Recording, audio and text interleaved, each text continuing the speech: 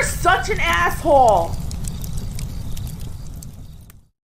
Hello, children. We have an interesting request. So this was different, thank God. But this guy, I had made a comment probably on a couple consults back where someone asked me in a super chat, like, do I hold the World War II generation responsible for spoiling the boomers? And I said, yeah, there's some liability there. You cannot give your children everything and have a picturesque life in a background and all that. And then not expect your children to come out spoiled. But this guy has another philosophy or theory, although I wouldn't say theory or observation, that isn't necessarily mutually exclusive, but he did want to introduce it to the conversation. Does he want to remain anonymous? Brian writes, how much for a video response to the following? I saw your response to the super chat question of whether the greatest generation spoiled the boomers as they were going up in the 50s. The correct answer is actually, in a way, no, they didn't. For the benefit of you as well as younger people who watch you, I will point out the following. One, if you were a kid in the 50s and you did something wrong, no, you would not be talked to in a rational, calm way like you saw Ward Cleaver doing it with Lever to Beaver. You would instead get your ass whooped and be told that you fucked up and you do not question your father about anything. Two, the 50s, you had to follow a shit ton of rules. A few of the rules might have made sense, such as don't fuck Susie when you're parked in your car.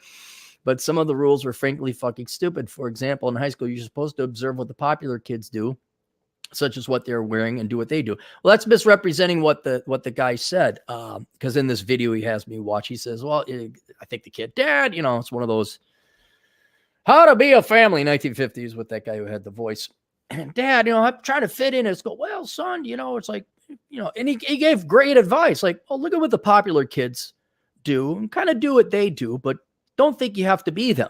And that's not the worst advice ever. That was like very calm and reasoned and rational advice. That's what a wise father would say, if fathers were around. You guys remember that when we weren't there. That's right. Oh, don't worry. Single moms and government checks can replace. That's just fine now. But I could see, continuing on with this point that there were all these rules. I don't think that was a rule. I think that was just advice. Not that this is all that much different than high school today, but the difference is you were told this by your teachers too. 3, a good 7 to 8 minute video to watch about how fucked up 50s were, which will give you some idea why the boomers basically said fuck the rules, can be found here.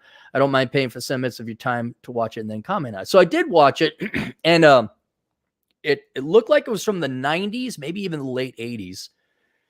And they go through some of these samples of those 1950s kind of how to ask a girl out, or how to be a kid. And that was one that was interesting. Like, your dad comes home, don't bother him with petty shit. I'm like, yeah, I could see that. The mom is busy cooking. Don't interrupt her with she's making you food. And so I'm terribly sorry. Whereas here's the maybe where not the problem, but where we may disagree and explain it. Let me further add this. So then the boomers, then what they do is they interview a bunch of boomers what it's like to be grown up in the 50s. I looked some of them. One was like on Saturday Night Live. Some other guy's a journalist. Like, they're fucking nobodies now. And like, oh, there was like a lot of rules we had to follow and this and that. And then we revolted, which I'm not disagreeing with. That certainly was the case. But when you look at the advice that's given in these, some people would say corny 1950s videos, it's pretty fucking spot on. And whereas to a young kid or a boomer who never went through World War II or the Great Depression or adulthood, as an older man, I look at him like, yeah, there's fucking reasons for that. Like, you're not supposed to question your father. You probably shouldn't. Now, if your dad's an abusive asshole and he's on drugs or an alcoholic, more commonly, I guess, in that day than being on drugs, then you might like, oh, okay, then the son had to be the man of the household or whatever.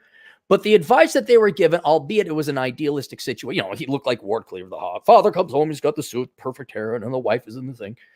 I'm kind of thinking like, yeah, your dad just got back from a long day at work, and that guy's working a white-collar job. Back in the day, a lot of guys worked in the factory. I'm sure after pulling widgets and things, Dad didn't want to hear about your problems at school in an air conditioned, well, maybe not air conditioned, but a nice, indoor sitting at the desk reading books.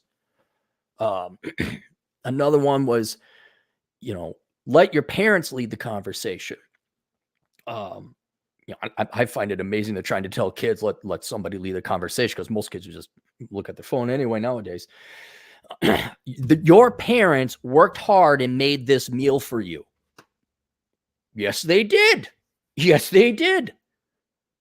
And the whole premise of those videos, I would say, is that they're doing it for the betterment of the kids, that follow these rules. These are the rules they hear.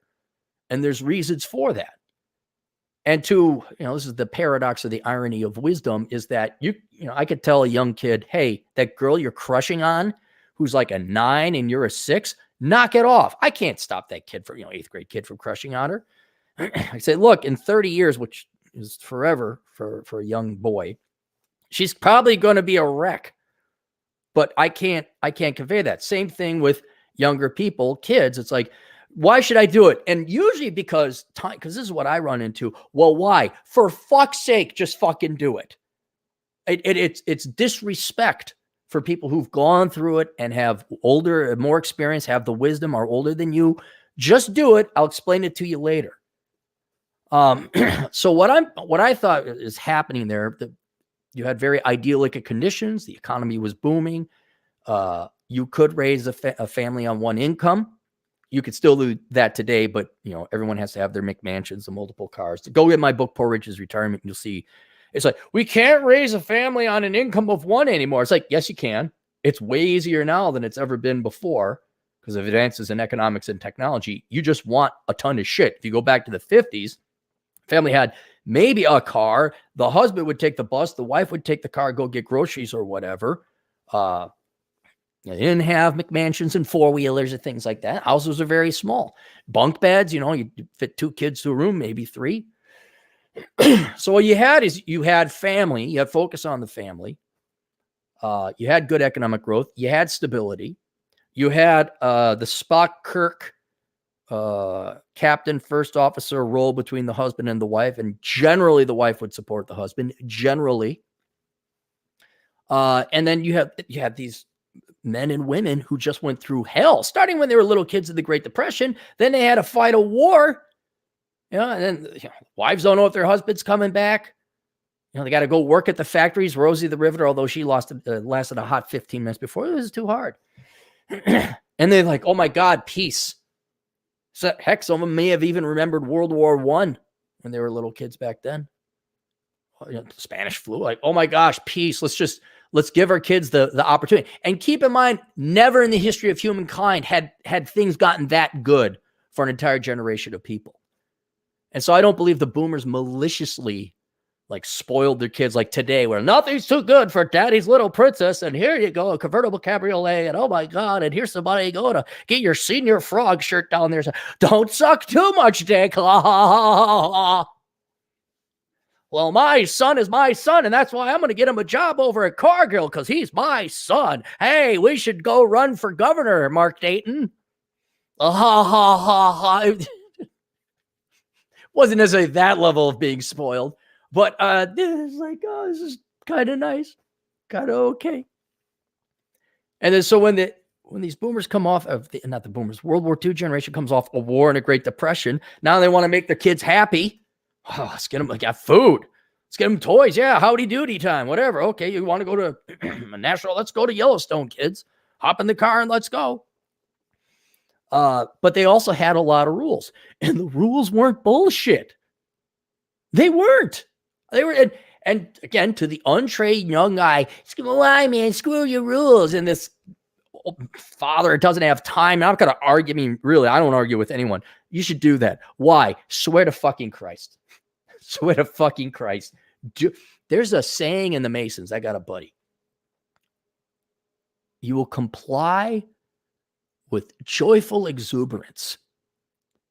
And it's so key and vital, where in whatever relation where someone's in command and someone has to follow the orders. I think your drill instructor would point this out. There's some that has to get done. Time is preciously short. It's always short. And I don't have time to explain why the dishes should be done or hear you complain or whine fucking shut the fuck up and do it with joyful exuberance. Meaning, that's disrespectful, pisses everyone off, lessens the standard of living. Do it because your father said so. Don't quite do it now. Just do it. Down the road, you'll figure out why we do these things. And to give you a counterpoint, the rules may have been restrictive, and then the boomers revolted. What? Cut my hair and comport myself in somewhat of a conformist manner when I go out in public. I'm going to grow my hair out long, man, and do pot. And then, the ultimate empirical evidence is look at what a fucking loser generation the boomers are. They're not as bad as the millennials, I'll grant you that, but they are a failed generation too. Anybody got parents that can retire? Or are they all working because they didn't save up enough money? They all get divorced. So I'm not saying that maybe the 50s weren't stuffy or there were a certain amount of rules. It's just, I'm going to listen to the World War II generation. And there could have certainly been a negative backlash to all these rules, like do this, do that. Lord knows how many, 1950s fathers had post-traumatic stress that wasn't even identified back then. I'm sure some of them were very strict. I know my grandfather was incredibly strict. 2 grandpas, one of my dad's very strict. That came down. And then it's not a shock. My dad was a pastor, and then I rebelled. Fuck that. Worship the pedophile in the sky nailed to a plank of wood with the long hippie hair? No. You go to hell? Fine. So I understand, if you push too many rules and you're too strict, yeah, you're going to have a revolt. But I don't believe the boomers revolted necessarily because of these oppressive rules. Especially when you listen to the boomers about you just didn't tell us why. Okay, boomer. And what a failure they've ended up becoming. I think it's that they were a soft generation. They were entitled. They were spoiled unintentionally by the boomers. And the boomers gave all these good rules and they lost it. Come on. Support your husband. Can we go with that one?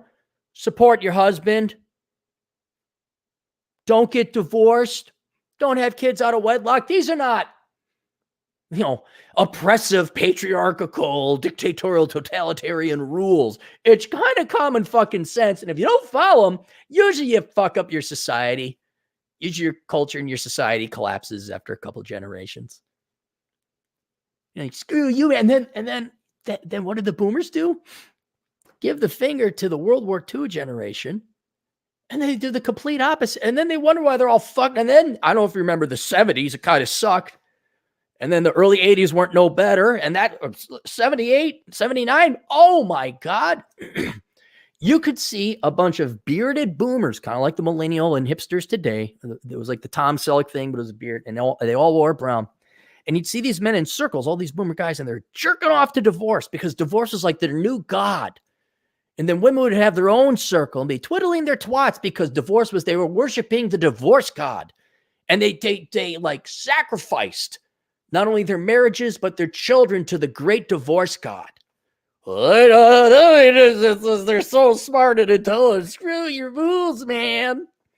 And now as the sun is setting on the boomers, and I think it empirically has proven, they didn't know shit. And yeah, they were a bunch of spoiled quanta ha-has. And so I would say the fuel for the boomers, frankly, loserness, patheticness, was their soft upbringing, was the first time in history where we spoiled a generation.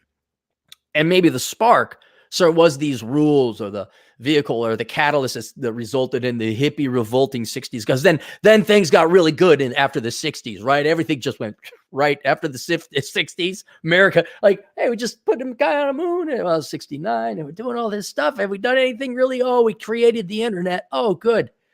Meanwhile, every girl's showing her hoo-ha on the internet, which again, all for libertarian, do whatever you want. But I think that was their excuse. They're like, I'm going to rebel, man. I'm going to listen to Jim Morrison and then Janis Joplin and other people who die on overdoses on toilets. Have fun. So there you go. That's it. No super chats. I guess if we're talking about boomers and generations, get this book, How Not to Become a Millennial. available in paperback and Kindle and audio. And then the Book of Numbers, analyzing the ROI of the pursuit of winning. You want to talk about divorce and broken homes and broken families? There you go. Oh, we got a super chat. Let's scroll down. Jordan W.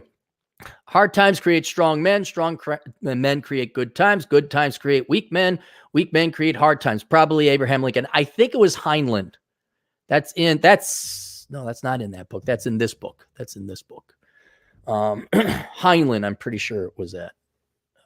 But I don't know. I'm not that good of a philosopher. So, all right, that's it. Questions, answers, assholeconsulting.com. See you guys later. Toodles.